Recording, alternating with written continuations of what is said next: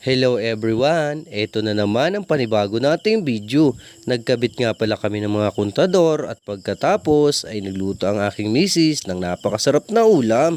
Tara at samahan nyo na naman ako sa panibago nating video. Let's go! Alright mga katalong, welcome back sa ating channel. For today's video ay busy tayo. Magkakabit kasi tayo ng kontador sa mga bahay na inistalasyon na natin.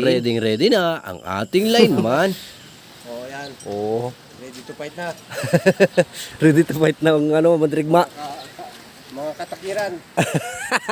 Katakiran. Pagkatapos nga naming magbiyahe ay nagdiretso na kami sa mga bahay na aming kakabitan ng kontador. Agad nga umakyat si Jake na kung saan ay magkakabit tayo ng bagong kontador. Ang ganitong sitwasyon ng lineman ay talaga namang napakadelikado. Dahil sa isang pagkakamali mo lang ay maaari kang madisgrasya. Kaya naman dasal at dobling pag-iingat ang baon ng ating mga lineman. Dahil sa pagod sa pagkakabit ng mga kontador ay ginabi na tayo ng uwi. Pag-uwi nga natin sa bahay ay saktong nagpe-prepare na ang aking misis. Dahil nga napagod tayo maghapon ay pagluluto niya daw tayo ng isang napakasarap na ulam. Sasabawan daw niya ang ating lagidlid na nabili kaninang umaga. Sadyang napakainam nga namang humigop ng sabaw kapag galing ka sa pagtatrabaho. Sasabawan daw niya ang lagidlid na may kasamang kangkong. Prepare na nga niya ang ating mga panamya. Meron tayo ditong siling green para mas masarap ang higop ng sabaw. Inumpisahan na nga niyang gayatin ang mga sibuyas at pagkatapos ay hinimay-himay na ang mga kangkong. Ito ang magpapasarap lalo sa ating sinabawan. Nang matapos kang mahimay-himay ang mga kangkong ay inilagay na niya ang mga panamya. Una niyang inilagay ang sibuyas at sili sa ating kumukulong tubig. Pagkatapos ay inilagay na ang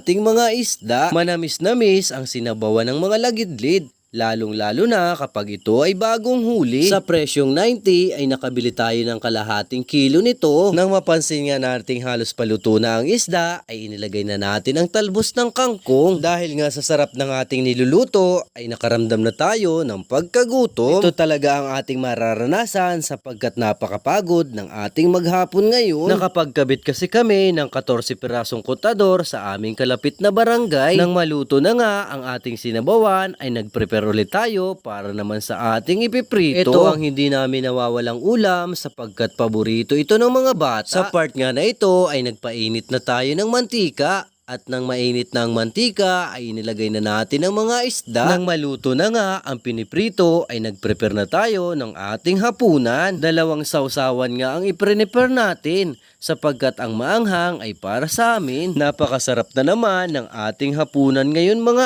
idol. Dahil sa prito at sinabawang lagidlid ay siguradong mapaparami na naman tayo ng kain. Sa part nga na ito ay nagsandok na tayo. At ang inuna natin ay ang talbos ng mga kangkong. Paborito natin ang mga talbos kasi naman ito ay napakasustansya sa ating katawan. At ito po ang first bite ko para sa inyo. Sarap.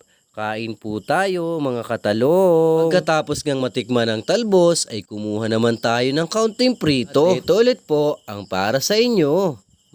Sarap. Nakarami na naman tayo ng kain. After nga nating makakain ay nagpanghimagas pa tayo ng mais. Habang kinakain nga natin ang mais ay may sumundo sa atin at nawalan daw ng kuryente ang Sitio Ricudo sa Barangay Bakawan. Agad nga natin silang pinuntahan at para magkailaw na sila.